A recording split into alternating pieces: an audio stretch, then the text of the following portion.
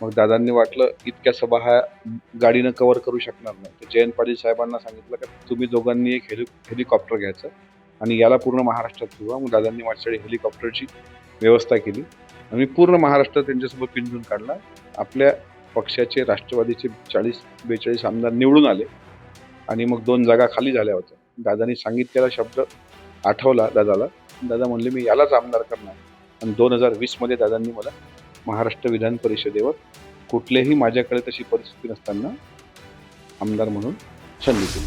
महाराष्ट्राला न लाभलेलं सांस्कृतिक इतकं सुसंस्कृत मुख्यमंत्री हे महाराष्ट्राचं करंटेपण आहे. त्याच्यामुळं दादांनी महाराष्ट्राच्या विठ्ठलाची आषाढी एकादशीची पूजा करावी असं साकडं नेहमी पांडुरंग मला घातलं. दुर्दैवानं तो क्षण विठ्ठलानं काही त्यांच्या जीवनात आणला नाही. एक स्वप्न राहिलं. तर काय महाराष्ट्राच्या मातीला श्राप आहे असं म्हणावं लागेल. पण मला विश्वास आहे की राज्याच्या जशा पहिल्या महिला उपमुख्यमंत्री म्हणून अजितदादाच्या वारसदार सुनेत्रा वहिनी ह्या आता धुरा सांभाळतायत, त्याच इतिहास घडवतील. दादांना आणि वहिनींना न सांगता मी त्यांच्या दोघांचे चपलांचे जोड मी आणले. ते अजूनही माझ्या घरात आहेत आणि त्या याची का माझी निष्ठा आहे. कोण काय म्हणते त्याच्याकडे मी लक्ष देत नाही. कारण त्या माणसांमुळं माझं घर झालं किंवा त्या देव माणसामुळं मला नवा जन्म भेटला. त्याच्यामुळे मी बाकी कसलीही पर्वा करत नाही. किंवा आता अलीकडे मी सांगितलं एका व्हिडिओत मी ट्रोल झालो. चप्पल चोर आहे, याची चौकशी करा. तर तुम्ही जे नालायक ट्रोलर्स आहेत त्यांनी त्यांच्या चष्म्यातून बघावं. पण माझ्यासाठी माझा दादा आणि माझी वहिनी हे माय-बाप आहेत, देव माणसं आहेत.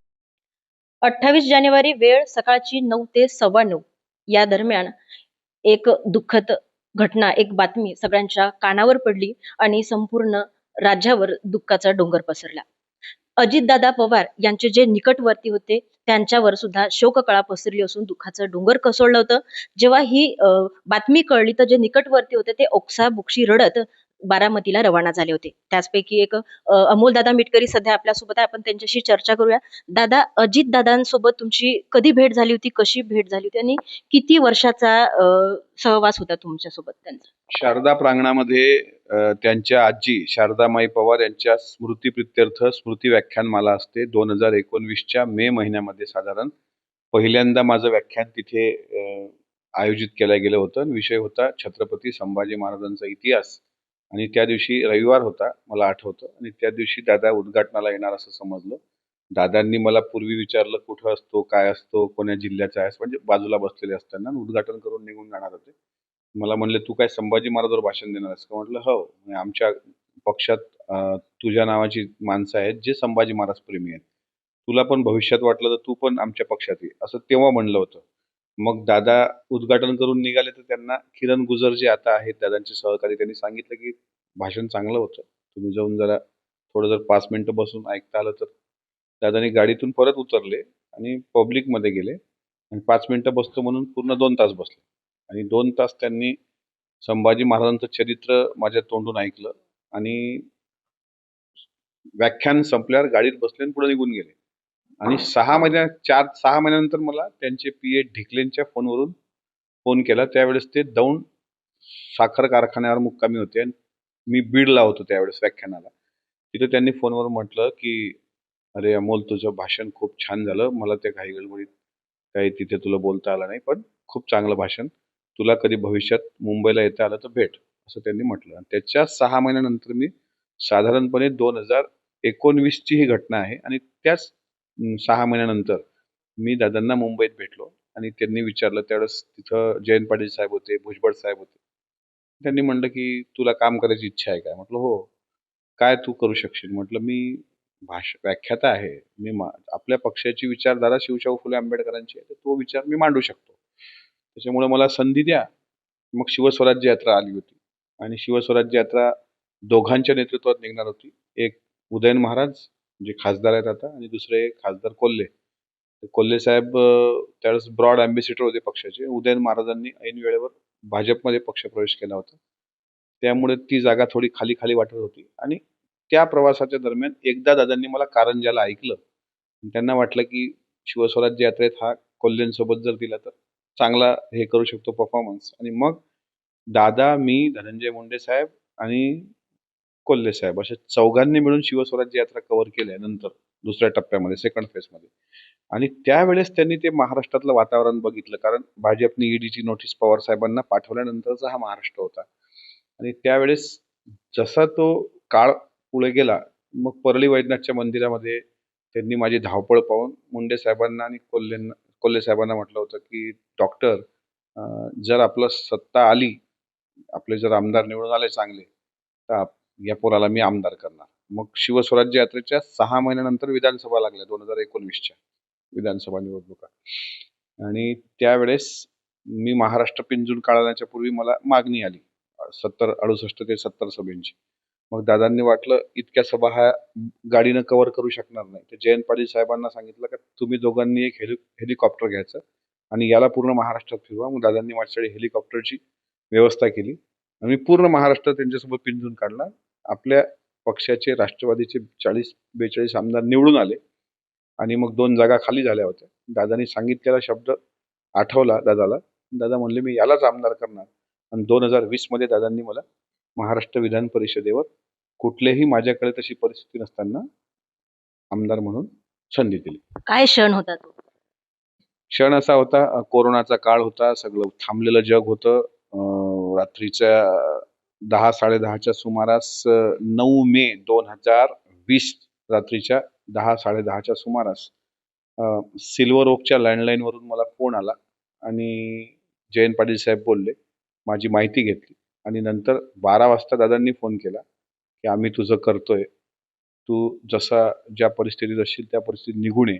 आम्ही दोघं-तिघं लोकं मुंबईला गेलो. मला तोपर्यंत स्वप्नवतच वाटत होतं सगळं. कारण म्हटलं बातम्या चालतात टीव्हीवर, पण शब्द अजितदादांनी दिलाय. त्याच्यामुळं अजितदादांच्या शब्दावर विश्वास अख्ख्या महाराष्ट्राला आहे.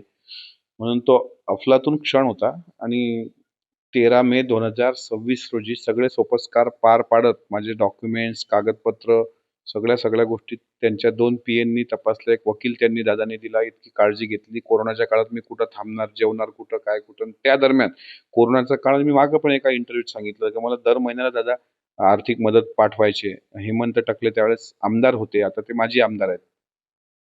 त्यांच्या माध्यमातून पक्षाकडून मला तो पार्टी फंड म्हणा किंवा आमच्या परिवाराचा उदरनिर्वाह चालावा, याकरता दादांनी ती व्यवस्था केली होती. नंतरच्या काळात मी स्वतः 13 मे 2020 ला महाराष्ट्र विधान परिषदेच्या सदस्यत्वाची शपथ घेतली. दादांना त्याच दिवशी पहिल्यांदा भेटलो आणि तेव्हापासून दादांचं माझं नातं जुळलं. सुरुवातीच्या कोरोनाच्या काळात जास्त अधिवेशनाचं कामकाज अनुभवता आलं नाही. पण जसं पुढं काळ उलटत गेला, कोरोनाचा काळ संपला. मी दादाचं काम पाहत होतो. दादांना जाणं, भेटणं, दादांची शैली, बोलण्याची वेळ, बोलण्याची पद्धत, त्यांची नियोजित वेळ, त्याच वेळेला जाणं, कार्यक्रमात कशा पद्धतीने जायचं, मोठ्या लोकांशी कसं बोलायचं, कसा आदर ठेवायचा, हे सगळ्या गोष्टी मी माझा जन्म 1982-83 चा. मी हे संस्कार शिकलो साधारण तोपर्यंत आम्ही गावातच राहणारी माणसं, गाव पातळीवरची. पण 1 वर्षाकरता, 2 वर्षाकरता आम्ही 2-4 वर्ष आम्ही अकोल्यात राहिलो होतो. पण खऱ्या अर्थानं राजकीय शिष्टाचार, सोपस्कार समजण्याचा माझा काळ होता 2020 चा. तेव्हापासून दादासोबत मी खूप जुळलो होतो आणि दादाला माझी पार्श्वभूमी मग हळू माहीत पडली. त्या नवीन घरात येऊन तुम्हाला 6 महिने झाले आहेत. दादाच्या आणि या घराच्या काय आठवणी आहेत? या घराचा नकाशा देखील दादाच्या हातून काढलेला असं तुम्ही बोलले आहेत. ह्या घराचं नाव शिवसंभव आहे. दादा हे छत्रपती शिवाजी महाराज आणि छत्रपती संभाजी महाराजांवर प्रचंड श्रद्धा असणाऱ्या व्यक्तींपैकी एक व्यक्ती होते. म्हणून शिवसंभव हे नाव मी घराला देणार, हे नाव सुद्धा त्यांनीच फायनल केलं होतं. हे घराची जागा हा जो 1476 स्क्वेअर फूटचा जो प्लॉट आहे, याच्यापूर्वी मी तुम्हालाही माहित आहे 4 वर्ष मी भाडेकरू म्हणून शहराच्या मध्यभागी राहत होतो. आणि मग सुरुवातीच्या काळात माझी एक तक्रार पण काही लोकांनी केली होती दादांकडं, की म्हणाले ते, की आमदार केलाय तुम्ही, 2 वर्षातच त्यांनी 1.25 कोटीचा बंगलाच बांधलाय. दादाला नंतर मी ज्यावेळेस भेटलो ते म्हणले, "हो रे शहाण्या, काय 2 महिन्यातच बंगला बांधलाय काय 1.25 कोटीचा?" मी म्हटलं, "नाही तर." नाही म्हणले, "तक्रार आहे तुझी." म्हणलं, "दाखवा तक्रार." की अमोल मिटकरींनी 1 कोटी काही रुपयाचे घर घेतले. आता अर्थातच ते भाड्याचं घर होतं. मग नंतर रेंट ॲग्रीमेंट त्यांना पुढच्या ह्याच्यात दाखवलं. म्हटलं, "दादा, ते रेंट ॲग्रीमेंट आहे. आणि मी भाड्याच्या घरात राहतो. आता तर काही माझं घर नाही, पण तुमच्या आशीर्वादाने मी घेणार. म्हणून या भागात थोडा माझ्या बजेटमध्ये एक प्लॉट मिळाला. या प्लॉटचं सगळं नकाशे वगैरे आम्ही तयार केले. जिथं आपण आता बसलो, तिथं इंजिनिअरनी कार पार्किंग सांगितली होती आणि बाजूला एक जिना सांगितला होता. तर दादांनी पाहिलं की कार पार्किंग ऐवजी इथे ऑफिस करता येते का? म्हणजे लोकं सहज तुला भेटू शकतात आणि जिना टाकण्याची काही आवश्यकता नाही. तर त्यातले 2 प्लॅनमध्ये त्यांनी त्रुट्या काढल्या. मग सुधारित प्लॅन दाखवला. तो त्यांनी डन केला आणि मग इथे दादाला सांगून घराचं बांधकाम केलं आणि त्या घराचं बांधकाम हळू-हळू 1.5 वर्ष झालं. घर बांधून पूर्ण झालं. घर तुम्ही आज बघा एक स्वच्छ सुंदर परिसर या भागात नगरविकास खात्याचा थोडासा जो पैसा आला होता दादांनीच इथे तो फंड आम्हाला दिला होता. त्या पद्धतीने या एरियाची डेव्हलपमेंट आरोग्यनगर पूर्वी तुम्ही पाहिलं, आता पण तुम्ही पाहताय आणि म्हणून माझी खूप धडपड होती, की दादा घरी आले पाहिजे. दादाच्या पुण्याईनं झालं. जसं बिग बॉसचा विजेता सूरज चव्हाण, रामोशी समाजातला एक गरीब कार्यकर्ता. पण त्याला माझ्यासमोर मी कन्हेरीला होतो. दादांनी तेव्हा शब्द दिला होता, का "सूरज काळजी करू नको. दिवाळीपर्यंत तू तुझ्या नव्या घरात जाशील." आणि दादांनी त्याला इतकं सुंदर घर बांधून दिलं. तो पोरगं रडत होतं त्या दिवशी चितेवर. तसंच माझं सूरज चव्हाण बिग बॉसवाला म्हणा किंवा आम्ही जवळपास सारखेच छोट्या समूहातले आणि गरीब घरातली पोरं. हे घर दादांच्या पुण्याईनं उभं झालं. दादांनी नकाशा फायनल केला त्यातून उभं झालं. शहरात मी मजुरीसाठी आलेला किंवा मजुरीच्या शोधात किंवा मुलीच्या शिक्षणाकरता आलेला व्यक्ती, त्याचं स्वतःचं घर या शहरात झालं आणि कोणाला वाटत नाही, की ज्या माणसाच्या पुण्याईवर हे आपला इथं कारभार उभा झाला, त्या माणसाचा पदस्पर्श झाला पाहिजे. सातत्यानं त्यांच्या मागं लागायचो, "दादा एकदा तरी घरी या, एकदा तरी. अरे घर बांधणं झालं की मला सांग." मग मागच्या मला आठवतंय आता 1 वर्ष होणार त्या गोष्टीला. अ, फेब्रुवारी महिन्यात दादा मला घरी वेळ द्या ना, मी ते हे काढतो. तेव्हा काय कधी निघाली तुझी तारीख वगैरे काढली का? म्हटलं मी काही पंचांग-बिंचांग पाहणाऱ्या लोकांपैकी नाहीये. मी पण सत्यशोधकी विचाराचा आहे, फुलेशाह आंबेडकरी विचाराचा आहे. जो दिवस तुम्ही द्याल, त्या दिवशी मी गृहप्रवेश करतो. कारण माझ्या घराचं बांधकाम आता जवळपास झालेलं आहे. पण मधात त्यांनी 2दा चौकशी केली होती. कुठपर्यंत बांधकाम आलं? इतकं बारीक चौकशी, लोहा कोणता वापरला, सिमेंट कोण्या कंपनीचं वापरलं, लेबर कुठले आहेत. अरे बापरे! मला पण सुचेना कारण मी काय घराच्या कामाचा आपण कॉन्ट्रॅक्ट देतो ना एखाद्या कॉन्ट्रॅक्टरला, तसं चालू होतं. हळू त्याच्याकडून माहिती घेऊन मी जरा सांगत गेलो. दादा म्हणाले, "एक काम कर आता, जर मुलगी तक-तक करते घरात नवीन जायला, तर तू तुझ्या पद्धतीनं ते उरकून घे. मी मात्र एक दिवस तुझ्याकडं नक्की जेवायला येणार." ऐकतच नव्हते. एकदा ओरडले माझ्यावर, सांगतोय ना म्हणत माझं बजेटचं अधिवेशन आहे. मागच्या वर्षीचीच गोष्ट आहे, की फेब्रुवारी महिन्यामध्ये अर्थसंकल्पीय अधिवेशनाची कामकाज करायला सुरुवात होते. मार्चमध्ये अर्थसंकल्प मांडला जातो. त्यामुळे मी काही येऊ शकणार नाही. मी एप्रिल-मे महिन्यात येणार. मग मी एप्रिल महिन्यापर्यंत थांबलो. ते म्हणले, "माझ्या मागं थोडीशी धावपळ आहे. मला बाहेर देशात जायचं काम पडू शकते. त्याच्यामुळे मी येऊ शकत नाही. तू तुझ्या पद्धतीनं उरकून घे." मग दादाची परमिशन घेतली आणि तुम्हीच दाखवलं आणि त्याचा पुरावा पण माझ्याकडे आहे. मी सुनेत्रा वहिनींना फोन केला. म्हटलं, "तुम्ही दोघं मला कुठल्याही परिस्थितीत उद्घाटनाला पाहिजे. वास्तू-बिस्तू माझं नाही आहे," म्हटलं, "काही वास्तुशांती किंवा कुठला विधी. तुमचे पाय लागणं हाच माझा सर्वात मोठा विधी आहे आणि मी वारकरी संप्रदायाचा असल्यामुळे हे कर्मकांड जास्त मानत नाही," असं त्यांनी सांगितलं. त्या म्हणाल्या, "बघ ते आले, माझी हरकत नाही. पण दादा येत असतील तर सांग, मी त्या विमानात बसून येते." दादा म्हणले, "नाही, माझं काही जमणार नाही." मग सुनेत्रा वहिनींना मी परत फोन केला. म्हटलं, "अशी एखादी वस्तू मला पाहिजे देवगिरीवरची, की जे ठेवून मी गृहप्रवेश करेन." वहिनी म्हणाल्या, "तू तिथंच थांब देवगिरीवर." आणि मग त्यांनी शंकर नावाच्या त्यांच्या एका सेवक तिथं असतो. त्यांनी भर आहेर कसा असतो लग्नात, बायकोसाठी साडी, हापूस आंब्याचा बॉक्स, शॉल, नारळ आणि एक मिठाईचा बॉक्स असा तो शंकर घेऊन आला, की हे वहिनींनी पाठवलं. मी म्हटलं, "हे मला काहीच नाही पाहिजे. मला अशी एखादी वस्तू पाहिजे, की जे मी घरात पूजा करून त्याचा प्रवेश करेल." ते वही म्हणे, "नाही, नाही, तिथे न्यावं लागते. ते आपली हे आहे, संस्कृती आहे." म्हटलं, "ती संस्कृती ऐका," म्हटलं, "मी तुम्हाला काही मागितलं आहे का आजपर्यंत? मला तेवढं पाहिजे. तो माझा हट्ट आहे." म्हटलं, "मी देवगिरीवरून जातच नाही." म्हणे, "काय पाहिजे?" म्हटलं, "काहीतरी द्या. तुमच्या देवरातलं कुंकवाचा करंडा द्या." म्हटलं. त्यांनी जुन्या चांदीचा एक कुंकवाचा करंडा पाठवला आणि माझा हट्ट दोघंही टाळत नव्हते. दादा थोडे कडक होते, पण सुनेत्रा वहिनींनी कधी हट्ट टाळलाच नाही. मी म्हटलं, "एक काम करा ना, फक्त शंकरला तुम्ही फोन करून सांगा, की अमोलला जे पाहिजे ते दे म्हणून." त्यांना वाटलं हा काय मागणार नाही. जे मागाल ते घेऊन जा बुवा. शंकरला शंकर म्हणे, "सांगा ना दादा काय हवं?" आणि वहिनीचा निरोप आहे. म्हटलं तू जुनी एखादी दादांची आणि वहिनींची चप्पल दे म्हटलं. ते म्हणले हो असं काय करता? म्हटलं तुला सांगतो तू वहिनींना विचार. त्यांनी विचारलं ते म्हणले नाही अमोल असं काय हे आपल्या ते दादाला आवडणार नाही आम्हालाही आवडणार नाही. म्हटलं ते तुम्हाला आवडणार नाही पण मला खूप आवडणार आहे. मी म्हटलं नाही म्हणे दादाला माहित पडलं तर काय करतील? म्हटलं मला शिव्या घालतील. नाही म्हणे तू त्या नाहीच म्हणत होत्या. म्हटलं मी उद्यापर्यंत थांबतो. मी मुंबईला थांबलो. दुपारी 1 वाजता दुसऱ्या दिवशी मी स्वतः देवगिरीवर गेलो आणि दादांना आणि वहिनींना न सांगता मी त्यांच्या दोघांचे चपलांचे जोड मी आणले. ते अजूनही माझ्या घरात आहेत आणि त्या याची कारण माझी निष्ठा आहे ती. कोण काय म्हणते त्याच्याकडे मी लक्ष देत नाही. कारण त्या माणसांमुळं माझं घर झालं किंवा त्या देव माणसामुळं मला नवा जन्म भेटला. त्याच्यामुळे मी बाकी कसलीही पर्वा करत नाही किंवा आता अलीकडे मी सांगितलं एका व्हिडिओत तर मी ट्रोल झालो. "ही चप्पल चोर आहे, याची चौकशी करा." अरे तुम्ही जे नालायक ट्रोलर्स आहेत त्यांनी त्यांच्या चष्म्यातून बघावं, पण माझ्यासाठी माझा दादा आणि माझी वहिनी हे माय-बाप आहेत. देव माणसं आहेत. हे काय तुमच्या मागच्या फोटोत बाप आणि आई, माझी विठ्ठल रखुमाई, विठ्ठल रुक्मिणीची मूर्ती ठेवलेली आहे. ही निष्ठा आहे. माझी वडिलांवर माझ्या जेवढी निष्ठा, आईवर जेवढी निष्ठा, तेवढीच निष्ठा दादा आणि वहिनींवर. कारण यांच्यानंतर मग त्यांनीच जीव लावला. नाहीतर अमोल मिटकरीला सर्वांनी शिव्या-श्रापच दिलेत आजपर्यंत. पण दादा नावाच्या देव माणसांनी समजून घेतलं मला आणि नंतर याची मी पूजा केली. 7 एप्रिलला मी गृहप्रवेश केला आणि दादाला हे अजूनही माहीत नव्हतं, की हे असा यानं गृहप्रवेश केला. नंतर एका मीटिंगमध्ये दादांना भेटलो. "झाला का?" म्हणले गृहप्रवेश. म्हटलं, "हो, तुम्हाला WhatsAppला सगळं पाठवलेलंच आहे." "ठीक आहे," म्हणत असं म्हणले. आणि मग जून महिन्यात एक पक्षप्रवेशाच्या निमित्तानं दादांकडे हट्ट धरला. म्हटलं, "माझ्या घरी यावंच लागतं." ते म्हणत, "मग तसं जेवायला आल्यापेक्षा" कारण दिलीप कुमार सानंदाचा खामगावला पक्षप्रवेश होता 13 जून. 12 जूनला. आणि त्या दिवशी ते म्हणाले, की "मी खामगावला जाताना लँड होणार अकोला एअरपोर्टवर. तिथून बाय रोड जाणार. जेवायला तुझ्याकडे येतो."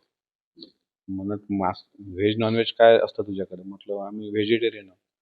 "जे असेल ते साधं-सुधं कर" म्हणे. "गरम-गरम कर." दादा आले. एखादी पारिवारिक आठवण किंवा एखादा अविस्मरणीय क्षण दादांसोबतचा घालवलेला काय आहे?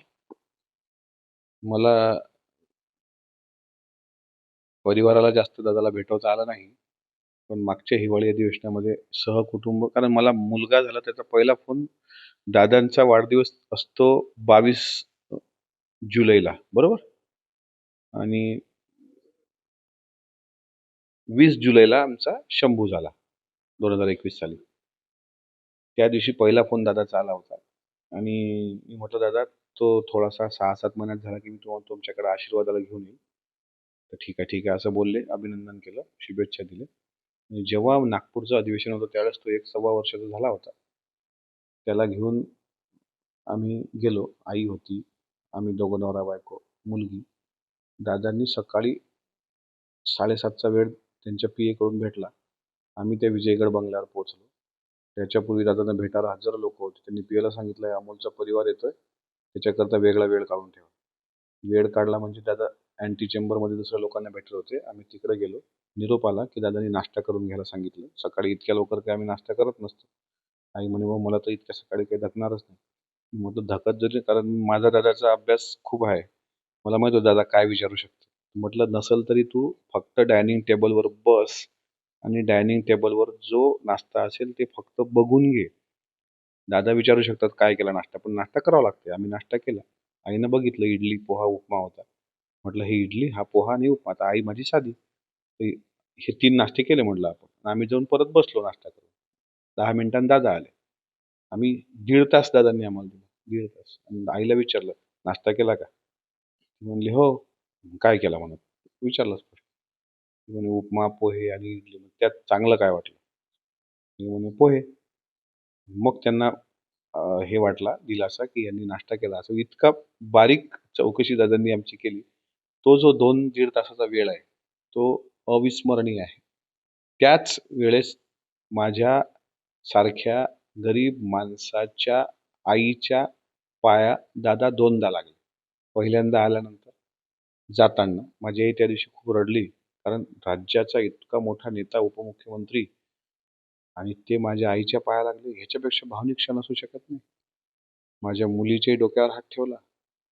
मुलाचाही लाड केला. आणि इथं आल्यानंतर तसंच. हे पारिवारिक क्षण आम्ही कधी विसरू शकत नाही. आणि एक किस्सा आहे अंबानीच्या लग्नाचा. तो पण फार रोमॅन्टिक किस्सा आहे, म्हणजे रोमांचक किस्सा आहे. तर तुमचा वेळ असेल तर सांगतो.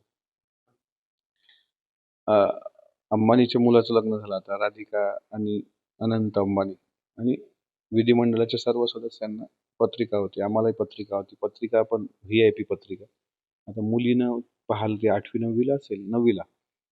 ती म्हणे, "नाही पप्पा काही करून या लग्नाला जायचं." अरे म्हटलं, "अंबानीच्या लग्नात कुठं आपण इतक्या मोठ्या माणसाच्या." "नाही, नाही मला जायचं आहे. पत्रिका आली तुम्हाला." एकाच नवरा बायकोलाच एंट्री होती. लहान मुलांना नाही. त्या दिवशी आमची अ, जनसंवाद यात्रा होती बारामतीला. त्याच दिवशी, ज्या दिवशी लग्नाचा दिवस होता, त्याच दिवशी आमदारांना जायचं होतं. पहिल्या दिवशी आमची मीटिंग झाली. मीटिंगमध्ये दादांनी सांगितलं की उद्या सर्व आमदारांनी बारामतीला उपस्थित राहावं. मी ह्यांना लग्नाच्या निमित्तानं हट्टापोटी, आता ते आपल्याला वाटणं साहजिक आहे की अंबानीच्या घरची लग्नाची पत्रिका येते, असे लग्न कसे आपल्याला गरीबाला काही पाहायला भेटतील कधी भविष्यात. आपण जाऊ. तर पहिल्याच दिवशी रेल्वेनं आम्ही आलो. एअरपोर्ट जवळच्या सहारा हॉटेलला, ते 3 स्टार का 4 स्टार हॉटेल आहे, तिथे परिवार असला की मी तिथे थांबलो. म्हणजे एकचदा थांबलो. तिथं थांबलो आणि दुसऱ्या दिवशी म्हटलं आपण जाऊ. जिओ वर्ल्डमध्ये लग्न होतं. मग दादांनी पहिल्या दिवशी असं सांगितलं की उद्या काही करून बारामतीला पोहोचा सर्व. मी डोक्यालाच हात दिला. म्हटलं इथून आता गाडी बोलावणं, गाडी करून बारामतीला जाणं म्हणजे बारामती 6 तास. तिथं कार्यक्रम दुपारी 4 वाजताचा. तो कार्यक्रम आटपत 6, तिथून यायला 6 म्हणजे 12-13. मग लग्न गेलं. तर दादाला मी जाताना म्हटलं, "दादा," म्हटलं, मी नाही आलो तर चालणार नाही." "का?" सगळ्या आमदारांना सांगितलं. म्हटलं, "दादा ते अंबानीच्या घरचं लग्न आहे. ते परिवार आणून ठेवलाय," म्हटलं, "मी तिकडे. ती मुलगी फार हरकली," म्हटलं, "ते लग्नच पाहायचं आहे तिला." मग त्यांनी पी-एला आवाज दिला. "विमानात किती लोक आहेत?" म्हणे आपले. पी-ए म्हणे, "2 जागा खाली आहेत. त्याला घ्या," म्हणे विमानात. मला बारामतीला मुंबईवरून विमानात नेलं. तिथं कार्यक्रम झाले. 4 वाजताची सभा झाली. 6 वाजता काय झालं, इकडून जाताना आम्ही 10 लोकं होतो. पण तिकडून येताना 2 लोकं व्ही-आय-पी वाढले. त्यातले जे व्ही-आय-पी होते त्यांनाही मुंबईला यायचं होतं. आणि टेक ऑफ घ्यायचं होतं बरोबर 6 वाजता, 5 वाजता. दादा, मी मागे उभा मला एका मोठ्या आमच्या पक्ष नेत्यानं म्हटलं, "तू आता नंतर ये," म्हणे, "त्या हेलिकॉप्टरने." अहो म्हटलं, "हेलिकॉप्टर कधी आता उडणार? सनसेट झाल्यानंतर." दादांनी विमानात, "नाही, नाही, तुला सांगतो ना," म्हणे, "आम्हाला जायचं आहे. तू इथंच थांब, तू येऊ नको." ते म्हणणारे नेते मोठेच होते पक्षाचे. मग मी शांत उभा राहिलो एका कोपऱ्यात. दादाचं लक्ष गेलं. "अरे बस ना पटकन," दादा म्हणले. "अरे बस म्हणतो ना." दादा म्हटलं, "ते असं-असं, ते कोणाच्या काय बापाचं विमान आहे का?" म्हणले. "मी सांगितलं ना तुला, चल बस." दादांनी एक माणूस खाली काढला. मला त्यात बसवलं. दादा बरोबर 5:30 वाजता आम्ही तिथे लँड झालो. कुठे? मुंबई एअरपोर्टला. तोपर्यंत मला मुलीचा मेसेज आला, की "पप्पा, लहान मुलांना तिथे एंट्री नाही. त्यामुळे मग आम्ही काय करायचं?" दादा म्हणले, "तू आता कसं जाशील?" म्हटलं, "गाडी आहे दादा." भाड्याची गाडी केली होती. ते म्हणले, "ठीक आहे, जा आणि निवांत जा." पोहोचला ना म्हणे टाईमवर आता. आता काही प्रॉब्लेम नाही ना? दादा म्हटलं, "ते मुला-मुलीचा एक प्रॉब्लेम आला, बाकी काही नाही."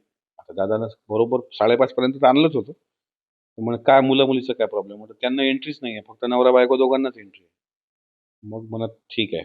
आता प्रफुल्लभाई पटेल आणि अंबानी परिवाराचे चांगले संबंध आहेत.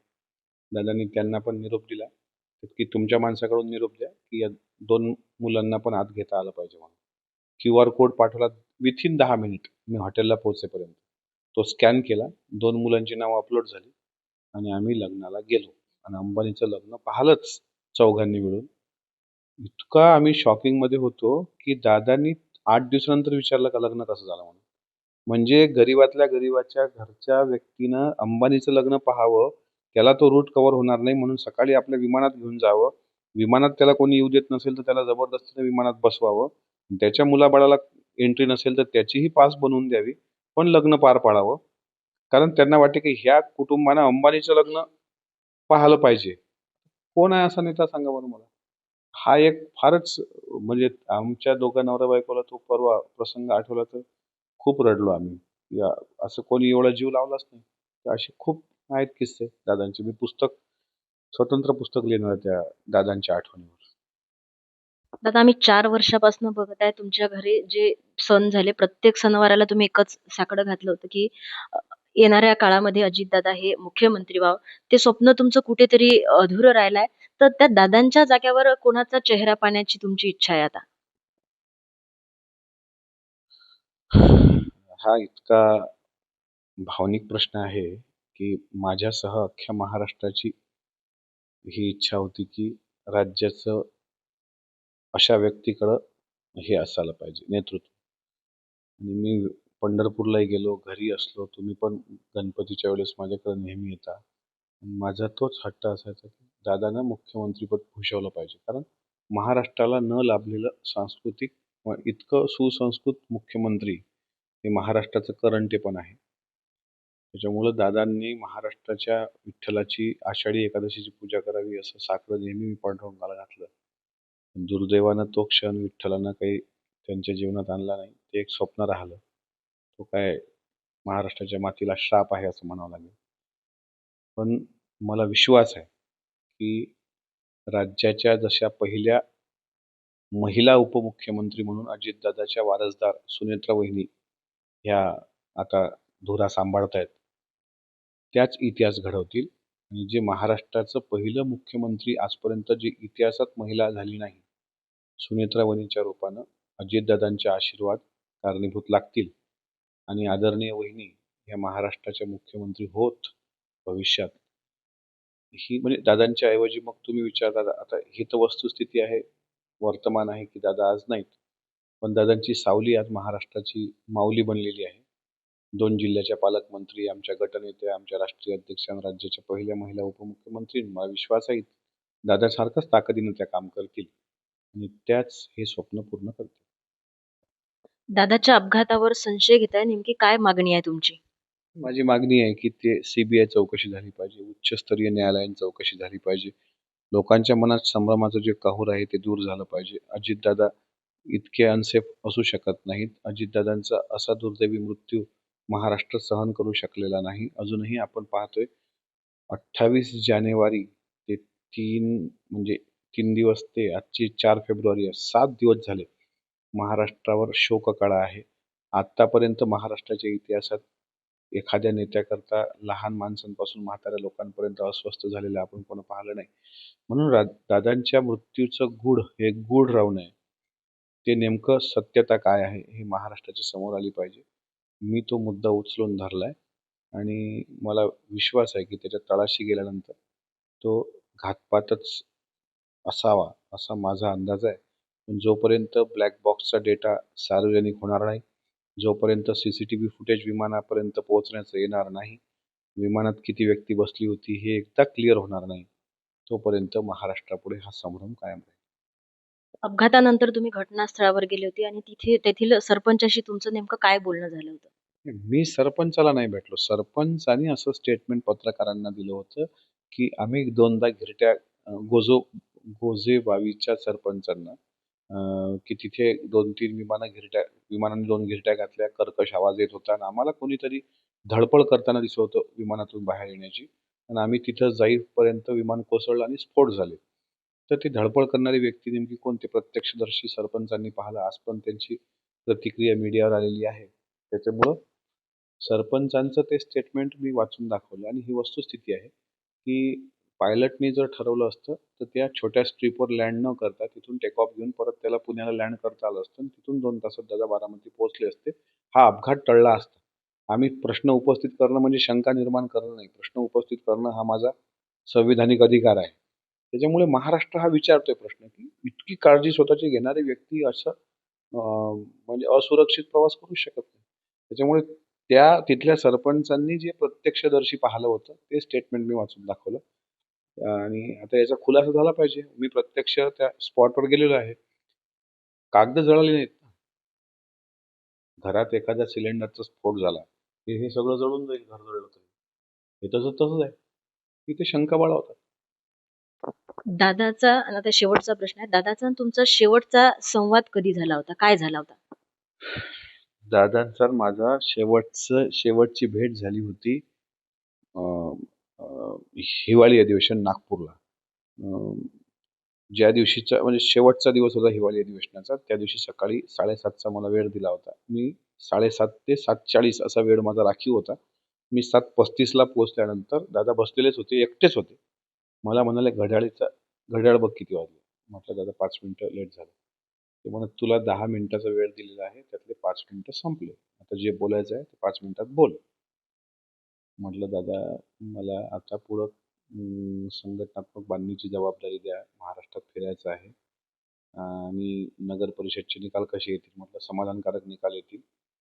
महानगरपालिकेची काय तयारी आहे? म्हटलं, "ती पण तयारी स्वतंत्र लढण्याची आहे." "अरे, तुमचा जिल्हा छटाकभर आणि तुमची ताकद तिथं फार कमी.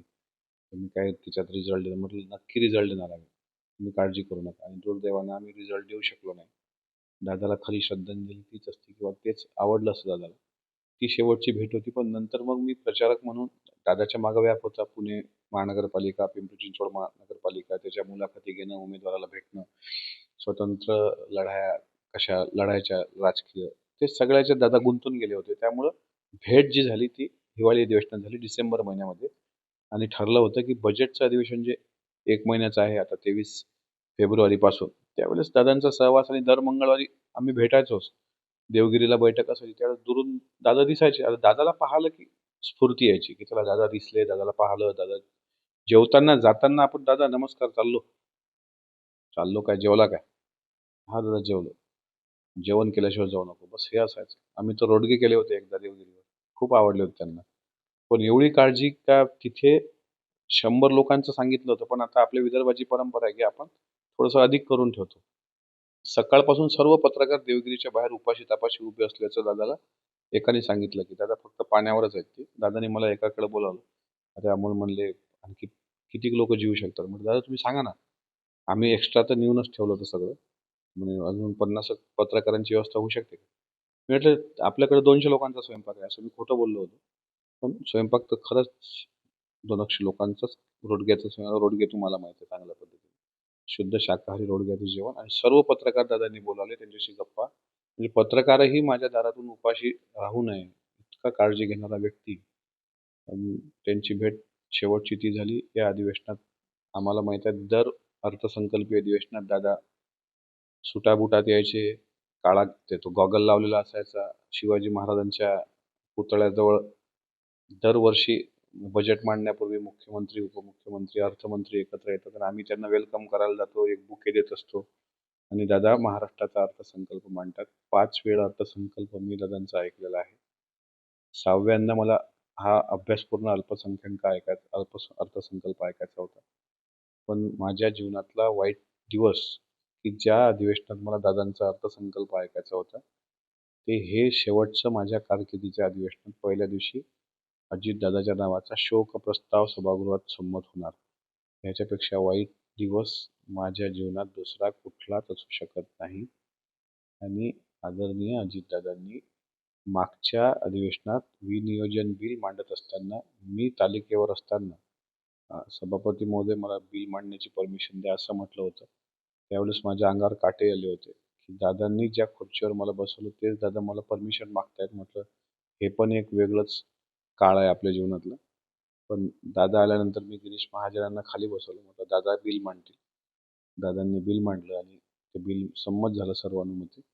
तो एक क्षण आणि आत्ताचा हा मिस करणार मी क्षण अर्थमंत्री म्हणून. तर वाईटच आहे सगळं. काय बोलावं नाही वाटत. आपल्यासोबत होते राष्ट्रवादी अजित पवार गटाचे आमदार अमोलदादा मिटकरी. त्यांनी अजितदादांविषयी आपल्याला आठवणी सांगितलेल्या आहेत. अजितदादा हा आपल्या अविरत स्मरणात तर राहणारच आहे, परंतु अजितदादा आता आपल्यासोबत नाही, हे जड अंतःकरणाने आपल्याला हे सत्य पचवून सामोरे जावं लागणार आहे. अजितदादा यांना आपण आत्म्यास शांतीमुळे हीच ईश्वरचरणी प्रार्थना करूया. अकोल्याहून प्रियंका जाधव, नवराष्ट्र.